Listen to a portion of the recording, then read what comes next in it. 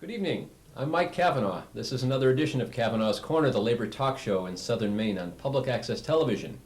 I'm joined by a cast of nearly thousands this afternoon of people who've come to talk with us for an hour about union organizing. This is a labor talk show. We're a labor union. We make no apologies. We're very proud of who we are, and we think it's time we have a discussion with our viewers about why unions in 1995. And people here to discuss this with me today are probably the best people I could think of to have this discussion. And they are volunteer organizers and union organizers who work for the Amalgamated Clothing and Textile Workers Union. And if I can just begin by introducing my guests, this is Bert Barao. Bert is up from Massachusetts. He's a member of our union and has been a volunteer rank and file worker organizer for a number of years and has helped out in a number of union organizing campaigns. Bert, welcome. Thank you. Elissa McBride to my right. Elissa is organizing director for the Amalgamated Clothing and Textile Workers Union in New England. She's visiting here in Maine and working in all the New England states and helping workers to form unions. Elissa, welcome to Maine. Thanks. All right. To my left is Althea Leach. Althea is a rank and file member of our union. In fact, she's the president of Local 371 in Rockland, Maine, the Van Balen Nautica company up in Rockland that was in the news somewhat in the last year. Althea has the experience both of working hard and successfully saving her plant, as well as helping workers to organize unions. And Althea, I'm very glad to have you here. Thank you. And returning for another guest appearance is our Veit. Sue serves as a number of positions. She's the distribution manager for Cavanaugh's Corner and has been president of Local 667A in Biddeford. And Sue is also somebody who's helped out as a volunteer in union organizing programs around New England. And welcome back. Thank Sue. you. The purpose of this afternoon's discussion really is to, as I said at the outset, to talk about why unions. And I'm going to rely a good deal here on our organizing director, Elissa McBride, to help sort of shape this discussion and tell us a little bit about what it is you're doing and how it is that people in Maine can get involved. Yeah, I think we're responding to a lot of concerns that working people have in this state and all over New England, that they're not getting their fair share.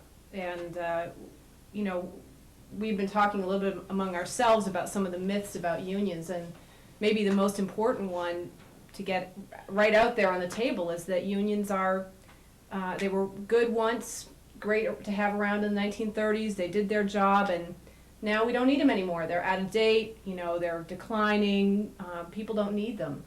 But my experience as an organizer, and I think maybe some other people at this table have a similar experience now, is that people are beginning to feel that they do need to organize and stick together as working people in order to win fairness and dignity and respect and maybe some rights on the job for themselves. And that without doing that, they're left to take whatever their employers give them, which I guess what we've learned is that that's not very much in some cases.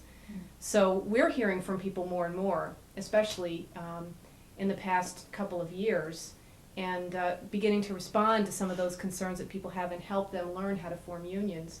So everyone here has actually been out talking to people about unions, and maybe the rest of you can help me out here and talk about some of the people that you've met and why they've called us, why they've contacted us in order to get some help in forming a union. Mm-hmm.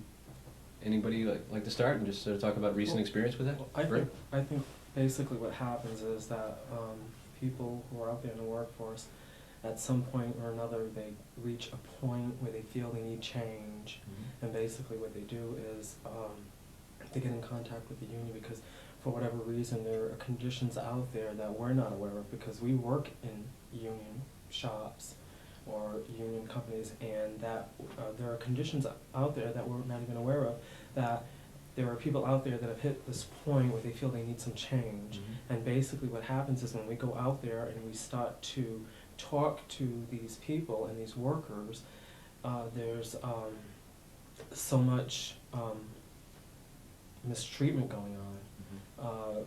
People don't have a say in their working conditions. And I think basically what we try to do when we go out there is try to tell them that basically where they need to come together as one group, so this way they can empower themselves to be more on a level playing field with their company. So this way they can have some decent rights, Right. basically. So it's more of a level playing field when it comes to dealing with the companies. Can I just add, you used a word that's very much in vogue these days, and that's empower. And most everybody is talking, companies are all talking about how they're going to get smarter and they're going to work smarter. They're going to empower their employees to do things for the company. I just wonder if I might, sort of throw that question out to folks here as to, what do you find in talking to non-union workers, whether it be in a factory or an office or a nursing home or wherever it might be, do people who are not organized with a union, don't have a contract, are they really empowered? Do they feel like they have any real power on their jobs? I don't think we found that when we worked together, Althea and I, in New Hampshire at on a campaign to organize a place that was mostly women workers, and they worked at a craft making dolls. And when we went into their homes, you could tell these people couldn't believe that they could change anything or have a say. I mean, they were just so used to taking it the way the conditions were, which were pretty oppressive, really, because I think what I'm sensing is, and Elissa was talking about it at the beginning, is that things are getting really bad for workers today out there. I mean, there's a lot of more competition going on, and there's a lot of job insecurity, and they have to take any kind of rule that comes down, like the 12-hour shift, 12 hours on and all this. I mean, it's debatable whether they like it or not, but it's just that a lot of rights that unions fought for years ago and won the rights seem to be sort of, they're slipping away, and the quality of life is getting harder for people. Never mind the economics, that's another story. If we're just talking about how it is to get up and go to work every day, and the strains and stresses of all that. So your question, I don't know, what did you find out? Didn't you think that was how it was? Yeah, I found that going in and listening to people, in the beginning they sometimes thought really there wasn't anything wrong with their job.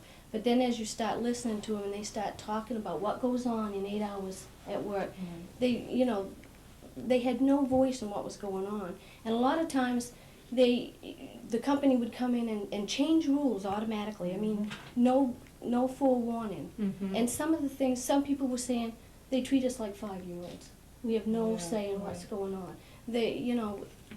And then talking with them, people realized that, well, maybe if we did have a contract with this company, maybe we could, change things, turn things around. But there's so much fear and whatnot involved in it. I remember visiting someone with you who, when workers call us, we often go and speak to them at their homes, because until people have a union, the company won't allow us to come onto their property. But people will often welcome us into their homes for a chance to hear about the union and just to talk about what's been happening to them at work. And one woman we talked to had been there for 10 or 15 years and was making, I think, less than $6 an hour, and paying about $40 a week for her health insurance, and those things were important to her.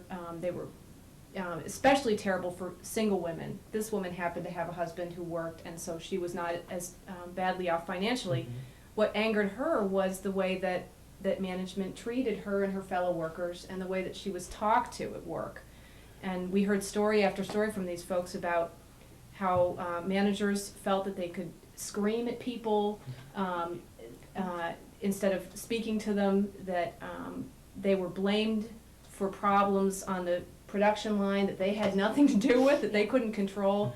Yet if a manager saw them, they came up to them and screamed at them. So one woman said that when a certain boss came down the line, everyone would run for the bathroom because they knew that if they were the ones to get caught, they'd be abused, verbally, which is really a terrible thing to have to fear going to work. But I remember something you said to her, which was, your company has a contract with everyone who they respect that they do business with, from, the guys who buy their product to the people they buy toilet paper from. Right.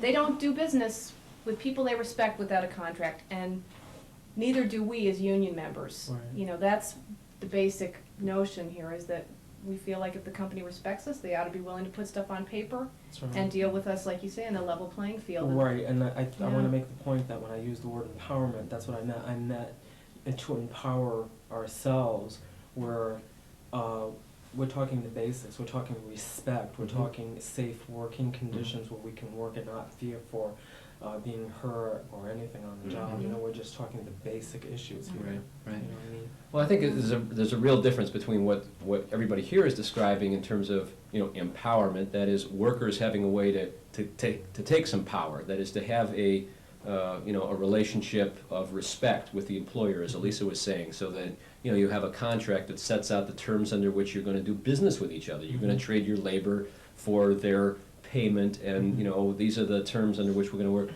mean, that's a as Bert says, a very basic level of empowerment that we believe the only way to achieve that really is through a union. It's not something that can be given by the boss, who might be a nice fellow today and give you things, but Right. if they have total control, they can just as easily and just as legally take those things away. And that may get to some of the other myths that are out there about us. Yeah. Right. A lot of people don't even realize that they have a right to form a union. Mm-hmm. I mean, I think that this message needs to really get out today. I mean, for some reason, people just don't even know that they have rights. Maybe Elissa, you could. Yeah, they think it's up to the company for some Right. reason to decide whether or not they can go union or not, that they don't realize it's there, right? That they Right, can and- approach and begin to start looking And for they a can be union. protected by laws. I'm not Right. saying it's a piece of cake to organize a place. Right. I'm very fortunate in Althea and Bert that we had people who did take a stand before us when Right. we worked in shops that were already unions. We didn't have to take this step, Right. and it's a lot of work. And it Mhm. takes a lot of guts, Mm-hmm. but it can be done. I mean, Absolutely. there's a lot of information that we can offer, other unions can offer people who are interested in Mm-hmm. setting up a union. Yeah, I would say probably the three things I hear most often when I first talk to someone who's interested in the union is, we'll never have a union because the bosses don't want one here. Mhm. Yeah. And when you tell people it's really not up to them, the government has set up a process where workers can vote. And if a majority of them want a union, they have the legal right to one. That's a surprise to people. The second thing I hear is, we can't have a union at our company because it's family owned or privately owned. That if your company is owned by family who don't have stockholders or something, that you're not able to have a union. And that's also not true. Everyone in this country, no matter how big or small or what kind of work you do, has a right to a union. And the last thing is, sort of what you're saying, that people say to me, if anyone ever breathed the word union in my plant, they'd be out of there. They would be fired, And if people act on their own, if one person went on strike or started standing up on a table screaming union, it would be hard for them to get protection. But people acting together do have protection. Right. And from the moment that people start organizing and signing union cards, which is the first step that we ask people to take, they actually have legal protection for the first time, because the law believes that people should have a right to organize.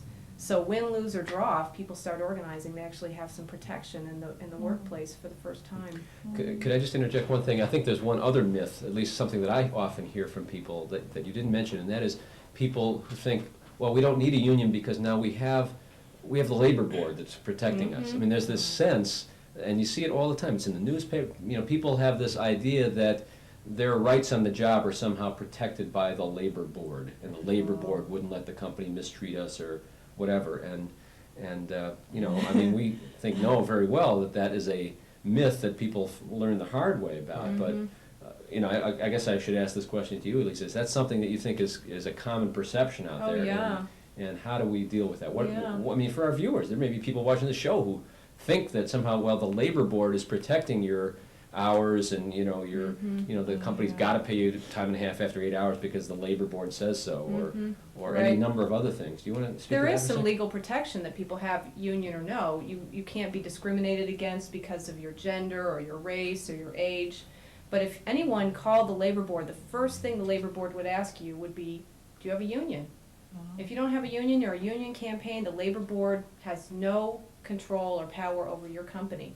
So if you want any kind of rights in this country besides the right to an 8-hour day, and even that is starting to go away, That's right? gone. Yeah. Right. 40-hour week. Even that, Even right. that's gone. They've got to pay you time and a half after 40, but But there's that's no about it. restriction. The employer can Exactly. schedule you for 70. Right. Right. So you've got that, and it's going away. You've got minimum wage. You've got the right not to be discriminated against for certain reasons. But the only other way you have any rights in the workplace is if you're a union member. And that's what I think people don't realize. Maybe one example just from a campaign that we've done recently, I can show you all, is a company in Vermont called Polymers. People believed the same thing. They thought that they could go to the labor board with or without a union. And we reminded people at the end of the campaign by putting out a leaflet which actually quoted from their handbook that they had. And what it says is, your employment with Polymers shall be dependent upon your degree of overall acceptable performance, and nothing in this handbook implies a continuous employment relationship, which means right there on paper, you can be fired anytime the company wants. And the other thing it says here is that we have the right to make changes anytime. So for example, these employees were once told that they had the right to either use their vacation during the year, or at the end of the year, if they didn't use it, they could get the money for those weeks if they chose not to use their vacation. Well, in October of 1994, a posting was put on the bulletin board in the plant saying, this year, there's a new policy, use it or lose it. If you don't use your weeks by the end of the year, then you can't roll them over, you can't get the money for them. And many of these employees had been there 25 or 30 years. They had 3 or 4 weeks of vacation, and they had from October to December to use their vacation time or lose it. And they had no control over that. I mean, and that's the reality in non-union plants in this country right now, is that unless you've got it in black and white, the company has the, and even if you do, if it's a handbook, it's not legally binding, they have the right to change it. And I think a lot of people, like you say, don't realize that in fact, even if they have things they like now in their jobs, that they can't hold on to that without some basic rights. So. You know, we're often characterized by our opponents, those companies and consultants and so on who want to prevent workers from forming unions. They try to characterize us as, you know, something from the 30s, an historical artifact that's no longer, you know, relevant, and you know, we're Neanderthals and whatever. And one of the things is that, well, you know, unions are inflexible. They impose work rules that means that the company can't respond to the changing, you know, we're in the global economy and the need for continuous change and so on. Somehow I know that people often try to characterize unions as being, you know, against any kind of progress and not flexible at all. And you know, I don't know whether anybody here would like to speak to that, but I mean, I know for a fact that we have an awful lot of arrangements with companies where it is a very dynamic relationship, and we are, you know, working to change things for, you know, the importance of customers, to change things for the changing needs of a business. But the difference is we as the workers are involved in making the changes. It's not as described that the company decides and down comes an edict from on high. This is now, you know, we now have a new vacation policy, or we now have a new overtime policy, or whatever it might be. But with a union, workers can, in fact, and must, by law, participate in negotiating changes. You know, that's a real substantial difference that I think needs to be Yeah. highlighted. And I find out when I've made house calls before, that seems to be the one barrier that seems very hard to penetrate through and to get through to someone. You know, you approach them and, you know, you go to their home and you start talking to them, and apparently that's the one barrier that they can't get through, is that they have the power to make the difference, you know, and apparently there's like so much fear that they just need to get beyond that, where they can figure out that they do have a say. And I think it's important to remember that unions, we usually work with companies, in all cases. I'm sure that Sue can talk about Yes. her company. Really, we worked very hard to save jobs. I mean, the union obviously doesn't want to put people out of work, and they're not interested in going on strike, especially today. Maybe in the past it was a strategy that worked, but today I think most places are looking to form a cooperative workplace. They want to work together because management and labor both have a stake in the success and survival of businesses today, and they recognize that. BIW is heavily organized labor unions, and they have this, it stems from what I've been studying about the workplace of the future concept that's coming out of Washington. but here in Biddeford and Maine, everything, we do have examples that are working. And I was thinking of John Roberts. We worked, I think that the union came up with the most creative strategies to try to keep us going. We were working with employee stock ownership. We were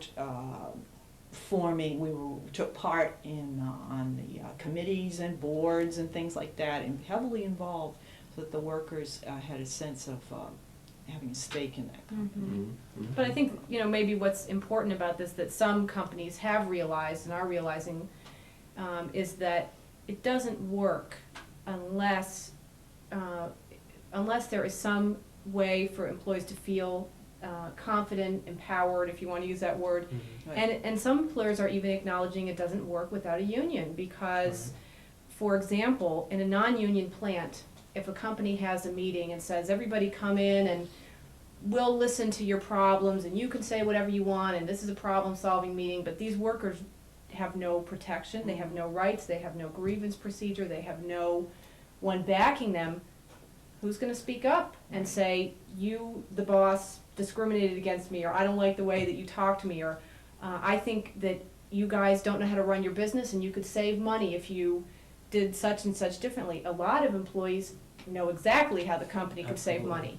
But if you don't know you have some protection, then maybe you're not going to be willing to speak up at a company meeting. So that's why companies like Xerox, which our union represents, have been willing to say publicly, our employee cooperation program works because of the union. It works because employees know that they can speak up and speak their minds and say what they really feel, you know, without the fear that they could be fired or discriminated against by a supervisor who took a disliking to them. Right. You know, it really is a policy of our union, of ACTWU, to really be promoting this whole idea that, you know, workers through their union have a big stake in the future of companies. In many ways, a much bigger stake than the ownerships. Ownerships are, you know, and the CEOs of many of these large companies are kind of transient. They, you know, they job hop. But the workers who work in a community, and if I might just, you know, make mention for a quick second of Waterville, Maine. Hathaway Shirt Company, one of the largest employers in central Maine, owned by Warnaco Corporation. I won't go through the whole long story, but the point of it is that we have just settled a contract there in the last week that establishes for the first time a joint labor management productivity improvement process. The idea is that the union has said, you guys have got to listen to the workers. You've got to listen to us, and you've got to involve us in making some decisions about how we're going to save this place. Because if we don't work together to save it, you know, there aren't going to be jobs here for workers. There are not going to be jobs here for supervisors either. So it's at sort of our initiation, and this is not, I mean, this is something happening locally in Maine, but our union is really promoting that around the country as a way of you know, saving jobs and providing for, you know, greater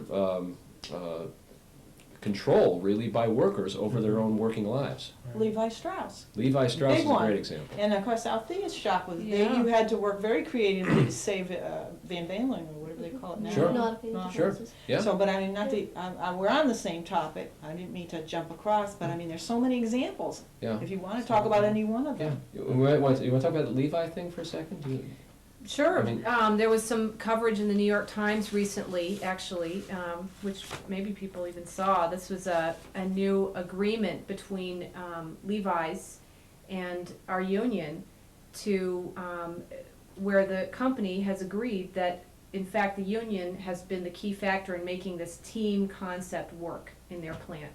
So in plants where they would like to see this happen, that the team concept, more worker involvement and decision-making, they're inviting the union to come in and offer the employees representation, because they feel that this thing can only work with the workers, which is who the union is, Right, exactly. and management Exactly. working together. Mhm. So, you know, this is an example of the team concept, but we feel with a difference, which is that, you know, there's a level playing field for both sides, so. Absolutely, Yeah. yeah. Yeah, and it's significant. That is the largest apparel manufacturer in the world. Mhm. Big And, changes. you know, and the union is an active partner in trying to improve that, you know, for the workers, and to provide, you Yeah. know, Yeah. stability for Right. the place. I think most workers feel it's such a benefit when they're listened to by management. I mean, I think anybody would prefer to work in a place where you had some input and were listened to and respected. Mhm. So I That's mean, it, this respect. strategy Yeah. is a win-win situation for Mhm. everybody. So. Yeah, I think that was the key issue at this plant in Vermont that we just worked with, that many of the people we spoke to had been working there for 25 or 30 years. You know, they hadn't received a raise in 3 or 4 years, so that was of concern to them. But mostly, the things that caused them to seek out a union were that they felt very much taken for granted by the company, that new management had come in and never consulted with them, had in fact never been onto the shop floor. Mm. And these guys know more about how to run that company than anybody in the front office, and they wanted a say-so in those decisions. But when the new management team came in, they ended employee meetings, they forced people onto 12-hour shifts. Mm. I mean, you met some of these guys. Right. You know, Oh. the younger employees felt taken advantage of because they were kept on as temporary workers with no benefits for 3 or 4 years before the company would hire them permanently. And they contacted friends and family members of theirs who worked in a nearby plant that had a union, and Right. they knew the difference just from talking to those people, that those things could never have happened in a unionized plant. Mm. You know, that they would have been treated very differently if they'd had that protection. Yeah. So, It isn't gonna happen. It just isn't gonna happen unless people organize themselves mhm. and make that step.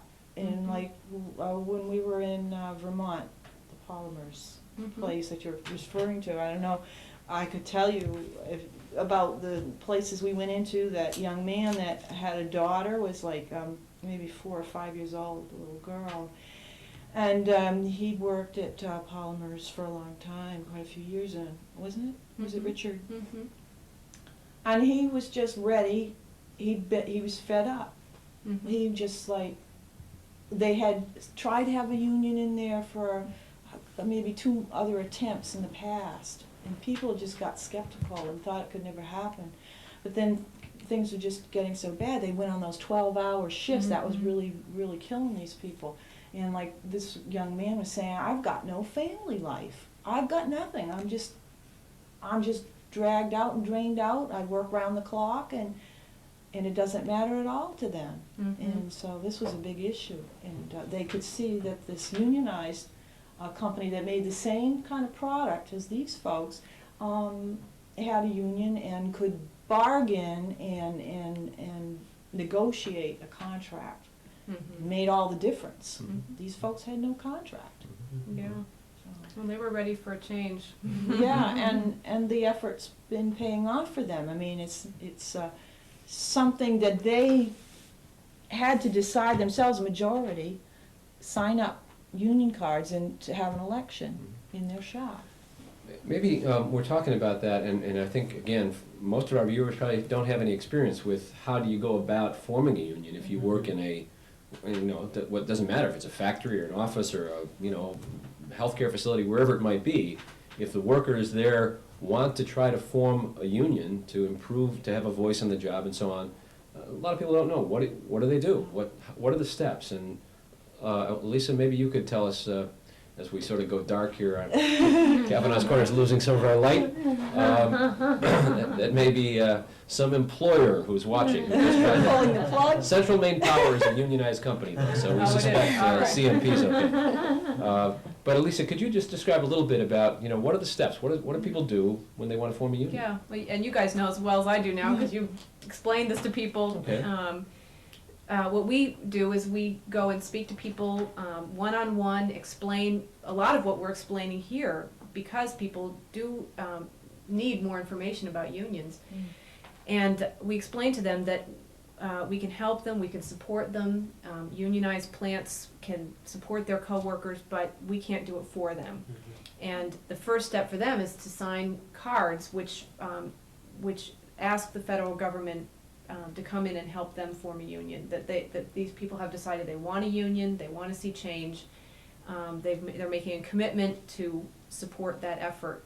And then we usually bring people together in a meeting and explain to them that again, they need to make this happen, so they've got to be public and open in supporting it, and bring their coworkers in, and educate each other about the union. Eventually what happens is that the federal government will come in and hold an election in the plant, and the majority rules in that case. And in the example of polymers, the employees signed cards, they spent several weeks organizing themselves, meeting together, learning about the union, and just a couple weeks ago they voted by almost 2-1 for the union, and it was a government-run election in their plant. And along the way, they need to be able to be active and strong and speak up, and they did a lot of things in that example to show that they weren't going to back down, and the company tried to scare them away from the union. For example, one of the employees came in probably the week after the vote with a sticker on that said, I guess what had happened before this is the company in an article in the newspaper had said, these employees have nothing to complain about, these complaints are just baloney. The 12-hour shifts are fine, people shouldn't be complaining about not getting a raise, we treat people fine, this is all baloney. So one of the employees came in with a sticker in the next couple days that said, union yes, and that's no baloney. Oh, that's great. And he was asked by a supervisor in a fairly intimidating way to take it off. The supervisor came up to him and said, I'm going to have to ask you to take that off. And he agreed because there was no one around him who was also wearing the sticker, and asked me later, did I have to take it off? And I said no. There's still free speech in this country, especially during a union campaign. You can speak to each other about the union, and you can wear anything on you about the union. But what we decided is we needed to show that people weren't going to back down. So the next day, we were out in front of the plant with stickers, and a majority of people wore the stickers saying no baloney, which was just a way of showing that the company was not going to control people anymore. That's what it takes. Yeah. Solidarity. Yeah. Solidarity. Yeah, probably made all those people feel very powerful, right? Just to do that, It's right? gotta Just to be stand. right. Yeah. It made a big difference. One other thing I'd like to ask, though, very often we are characterized when the employers are trying to frighten people about the union. Among the things that they're trying to frighten them about is that the union is, these big, cigar chopping bosses like Elissa and me, who are full-time union bosses. Of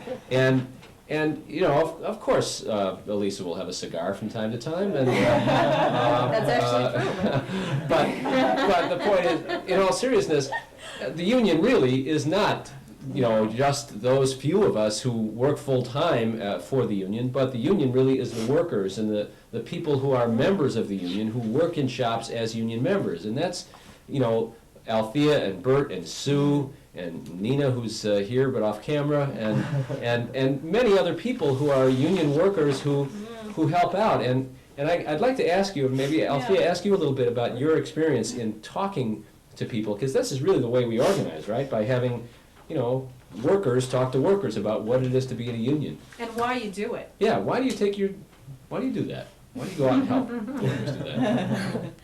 Because it's important to all of us, because we get our strength in numbers. Because our jobs are good jobs, we have good benefits, but if we have other people out there that don't have, it could bring our level down, our level of employment down, and our benefits.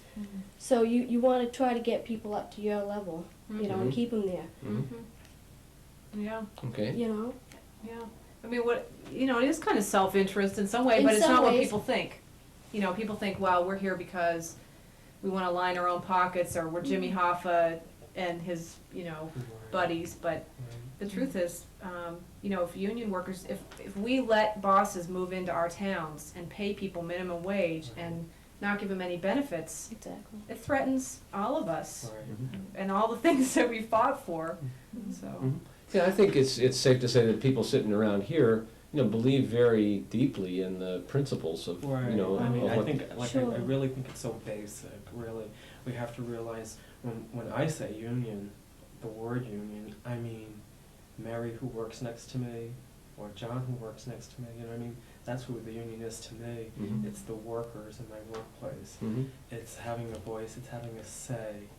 It's not, you know, going crazy and taking over, but it's just sitting down and talking, and Mhm. it's, and I think it's really basic. I think there are, especially the way the economy is right now, there are a lot of jobs out there that are really, like, very poor paying jobs with no benefits. Mhm. And I mean, we have to help these people, you know, progress and have better paying jobs with benefits, Mhm. because if not, all of the country is just gonna go backwards. Mhm. And it's not the time to go backwards, it's the time to go forward, Yeah. you Yeah. know? And we need to help these workers. I think that's real important to make people realize that the union is us. Oh, absolutely. It's not somebody somewhere else. The union is Right. us.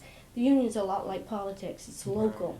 Right. You take care of what's going on. You take care of in your own plant. You Right. take care of your own people, and then it just kind of progresses up the ladder. Right, exactly. I know when I vote for my contract, I vote for my contract on a piece of paper, you know what I mean? Mhm. My one vote counts, it Mhm. means something, Mhm. and I appreciate that. Mhm.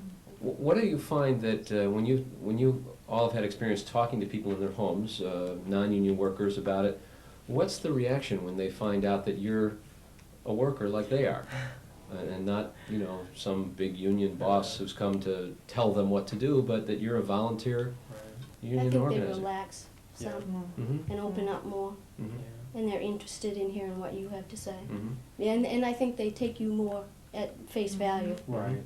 I think they make more of a connection, Yeah. because, you know, you're talking to them one-on-one, and they're looking at you as just another worker out there in the workforce, you know what I mean? Not Mhm. someone who's an official of sorts and maybe has a slightly higher paying job, but someone who's just out there every day working 40 hours a week, trying to make a decent living, Mhm. you know, just trying to raise their family, you know, just like everybody else out there. Mhm. I mean, we're just trying to make a decent wage, have decent benefits, Mhm. and raise our families. Mhm. Isn't that what we're all doing?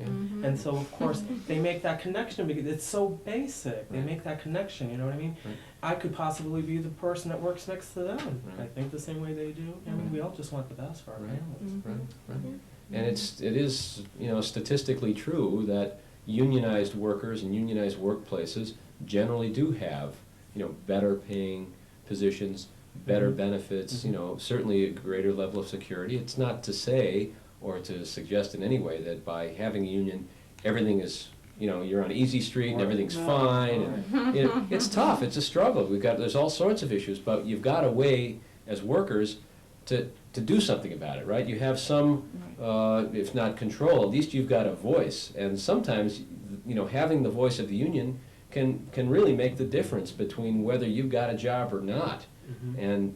And I guess, Althea, I'd like to ask you to talk about that just a little bit in terms of your own experience right here in Maine. You know, there are certainly viewers who know, if they read the papers back last year, that, you know, the company you work for was very seriously talking about moving out of state, moving to somewhere down south. Yeah. And, well, why don't you talk about what was the union's role? Well, you got to keep in mind that this company was very profitable, Mhm. doing very well. They came to us and said, well, we're doing really well here, but we can do better down south because of transportation and because of the fact that we can't, expand here. We have no room. And then they just kind of set back. Well, the union said, we're not going to set back on this, we got to go ahead. So we got in touch with the town, or the city of Rockland, got in touch with the Senator Pingree, got things going. They got so involved in it, and the media got so much a part of it, that then I think the company had to start setting back and looking at different options. And they had to take the workers, I think, serious. That's one thing that I don't think they did. Mhm. Yeah, there's 80 jobs here, but, and we've been with the company for a long time, and I think they genuinely wanted to stay there. But we kept hearing a lot about the bottom line. Well, that isn't going to help us. So, there was a real big campaign. I mean, the union worked extensively getting numbers and all kinds of material and facts together to try to help the state to turn this around. And in the end, they did. They come up with tax breaks, and they worked on the workman's comp thing, and it was phenomenal. And in fact, in the end, we had a big press release at our factory. The governor was there, McKernan. A lot of big wigs and stuff. And at the end, we got a chance to meet with the governor. I don't think I ever even told you this.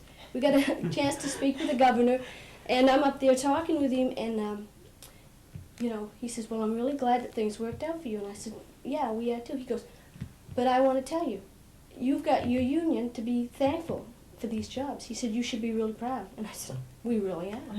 Wow, Yeah. that's... Yeah, McKernan, Right. tell him Really? this. That was great. Well, folks, you heard it here. That's news. Because I mean, if just you alone, acting as Oh. one person, Right. had gone to your state rep and said, I'm really upset that my job might be moving, Right.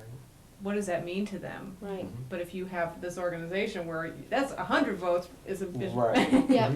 a big deal to a state legislator. Right, of course. Yeah, and she was great in coming out and actually saying, yeah, the union's helped me come up with all this information. It's helped me do my job Mhm. in the state, So, I mean, that was great. Usually they don't come forward with that kind of information. Right, right. I think it was a She very... was wonderful. She really was. Yeah, no, Shelley Pingree's been great, and, there was a good working relationship up Yeah. there, but it did demonstrate, I think, in a different way than people normally associate. People think about the union is gonna Right. negotiate a contract, or Right. Yeah. maybe they think of unions as just gonna go on strike, which is Right. the general popular, one of the things people, one of the myths, I think, that we Mhm. probably need to talk about. But here, we were able to demonstrate that working together, the union was able to actually affect something and make a difference in a way that, literally has provided jobs for not just union workers, but also the non-union, the supervisors and so on, are all working there today, in part certainly due to the fact that you guys are a union, and we're able to have some power. Mhm.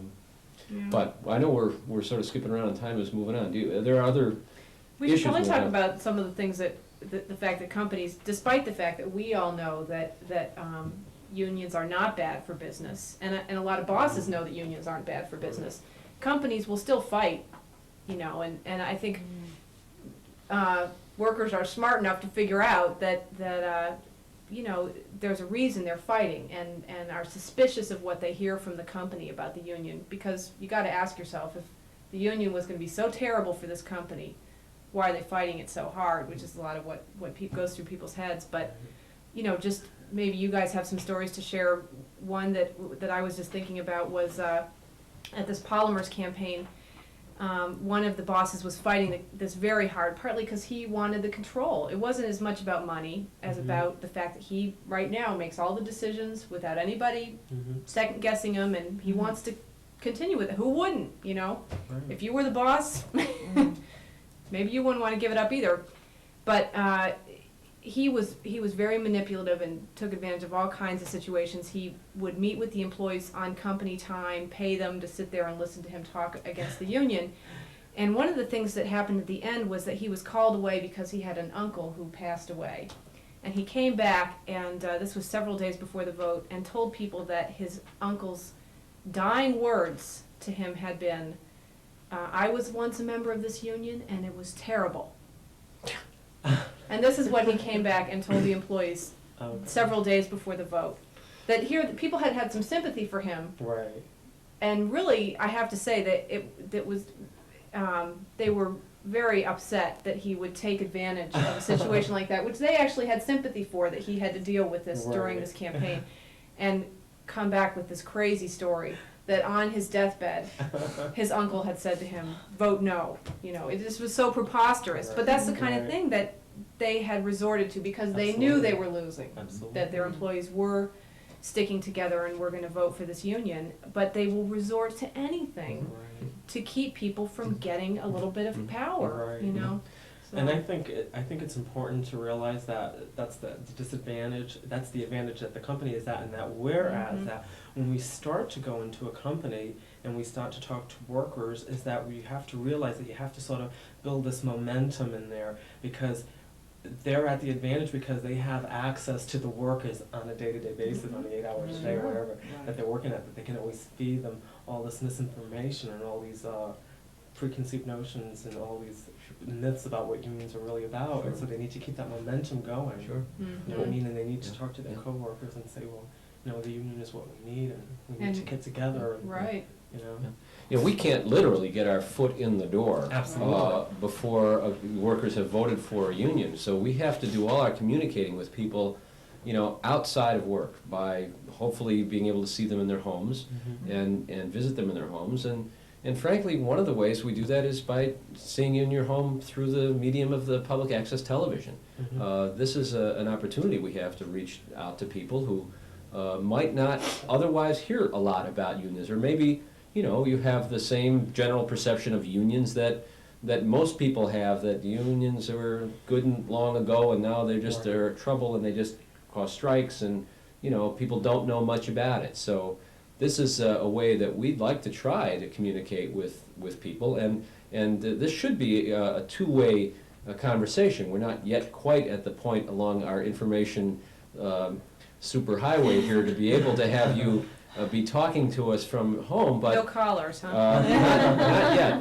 But you can call us here. We have a phone number, and we'd be happy to talk to anybody who is interested in discussing this issue at 284-4471, and you can join us at Cavanaugh's Corner and talk about these issues of worker rights and your rights to form a union, the rights you can have on the job if you take advantage of them. Elissa, do you want to talk for a couple minutes here about, just thinking about this when we're talking about public access television, about the big campaign that our union just Yeah. had down south? I don't Right. think anybody in Maine really knows about that yet. Yeah, we should have, we're going to hopefully have time to show this clip. Mhm. Our union actually is the fastest growing union in the country right now, and that's another myth, I think, is that unions are on the decline, and it's true that you know, industry has had problems in this country, but things are turning around, and one of the ways that we can see it is that, in fact, we are winning a lot of organizing campaigns by big margins. And one of the largest for our union and for the whole labor movement was a factory in Virginia where they make sweatshirts and sweatpants called Tultex. And these folks had tried to get a union in the past, and management had told them, we'll make changes, we'll improve things, give us another chance, you know, which is another thing that people often hear. Maybe non-union people won't believe this, but if you try to get a union, your bosses will be down on their knees begging for another chance to improve things without a union. So these workers fell for that a couple times, and instead of improving, what happened after the union was gone, of course, is that the pressure was off, and why should the company give people more? You know, what the workers have said is, go ahead, step on us, we don't care. And so they took things away from people, they cut their rates, and finally, this time people decided, we're not going to let them back us down, we're not going to believe the hype. And one thing they realized is that they needed to get their message out more effectively. The workers knew they had to communicate better. It's 2,000 people, it's hard for word of mouth to work. So they decided to take advantage of the fact that there was a public access cable television station. This is a small town. Almost everyone has cable. A lot of people knew about the station, and so it was also very inexpensive to buy time or and it was possible to get coverage through that station. So that was one of the ways, of course, that they were able to communicate. You know, not everyone has time to read articles, but Right. people, when they relax, are likely to turn the tube on, and they spread the word in the plant. Watch the cable station because you will see stuff about the union. And it turned out to be a way to get the message out. Well, maybe we should take a look at that right now. We have a short clip from the campaign. This was Tultex Company down in Martinsville, Virginia, this last summer of 1994. And this is a short clip that was played out over the public access station describing a little bit of the union campaign going on in Martinsville. Let's take a look at that.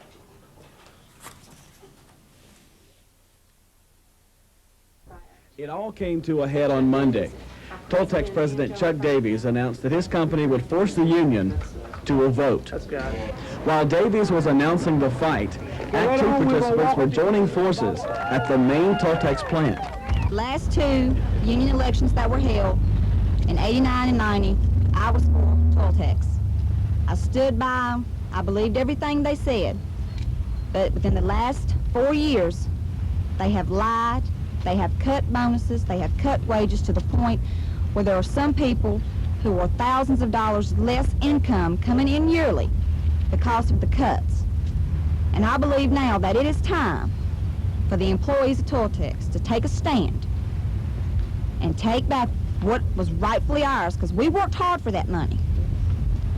And we haven't seen it. We have not seen any of this put back in our pockets.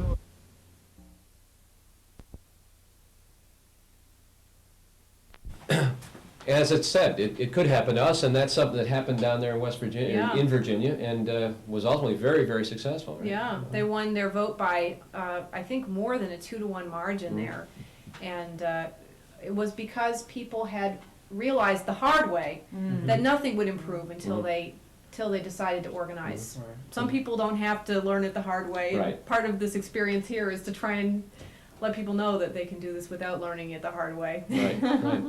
Well, each of you have been involved, and I have full confidence you're going to continue to be involved in helping other workers around the state of Maine and really around New England who want to do something, who want to improve their work situations, who want to have rights on the job.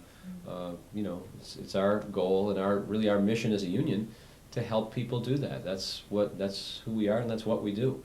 I'd like, I guess, just to ask in closing here, any final comments you would have, anything you'd like to say to those, millions of our loyal viewers who are now watching and thinking about, what does having a union mean? Oh, what does having a union mean? Well, I think it really makes all the difference. You work for something like 80% of your waking hours or lifetime or something. I read that somewhere. I mean, it's a huge chunk of your life. And it's just heartbreaking to see people so misused. And I think that organizing yourselves and becoming unionized is a way to help yourselves gain power over a situation that takes up so much of your life. And it's just something that I'll just keep continuing my life to keep working towards that and for people to help them. Althea? Bert? I've been a union member for, 21 years now, and I've seen my wage and my benefits continually increase, get better. It wasn't an overnight thing. It doesn't happen all at once. It's gradual. You have to work at it, but you definitely have to make that first step. You have to go out there and say, yeah, I want to change my life. I want to be in control of at least 8 hours when that I have to put in there every day. So, it's made a difference in my life. Well, I think to me the union means having a voice and having some input into my day-to-day work, and also having and getting respect, because that's important to me. And I think respect isn't given to you. You have to earn it, and I think you have to organize to earn it. That's a good point. Elissa, any comments in No, closing? you guys say it best. Okay, you do say it best, and I want to thank each of you for coming on and taking this time to share your thoughts and your experiences, and I hope our viewers appreciate this too, because you've got some good people here who really believe in what they're doing, and we'd like to talk to you and any people anywhere in the state of Maine who would like to talk about how to form a union, what can be done. It's not going to be easy, but we're certainly there to help, and we'd like to hear from you. So please call us, and we look forward to talking to everybody on the next edition of Cavanaugh's Corner. So be sure to come back, tune in, and don't drop out. Okay. Thanks again. Okay, thank you, Nina. That's what we need. We need a closing. My name is Catherine Hash, and I work in the Sewing Department 1, and I've been there for 31 years. I voted for the union in 89 and 90, and I'm going to vote for it again in 94.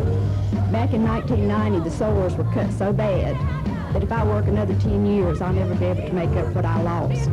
And I think it's time that the workers stood up and had a voice in what the company does. And the profits should be shared with everybody, not just part of the people. So I'm voting union yes on the 17th and 18th. I'm voting for the union because I'm tired of pay cuts, benefit cuts. It's time for it to stop and time for us to have a say-so. And I've been there for 24 years, and I'm voting yes. And I'm voting yes. I work in shipping. I've been there 7 years, and we need a union bad, and I'm going to vote yes. Vote union yes. Everybody. I'm voting yes. I'm voting yes to stop the favoritism. We need a change at Toltecs. I'm tired of the cuts. I'm tired of the way Toltecs has been treating us and doing us.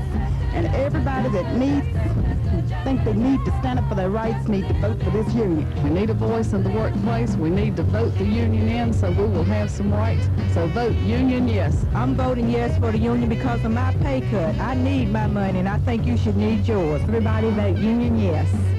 Union yes. Voting yes for the union. Union yes.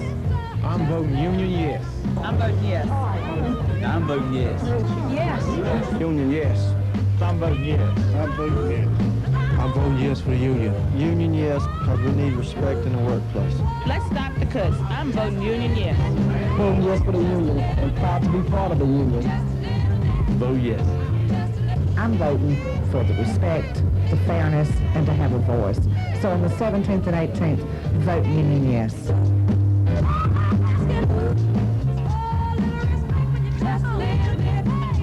And in just a few days, we'll be able to join thousands of other hard-working people who voted yes and won. No more second chances. It's time to stand together and win a better future.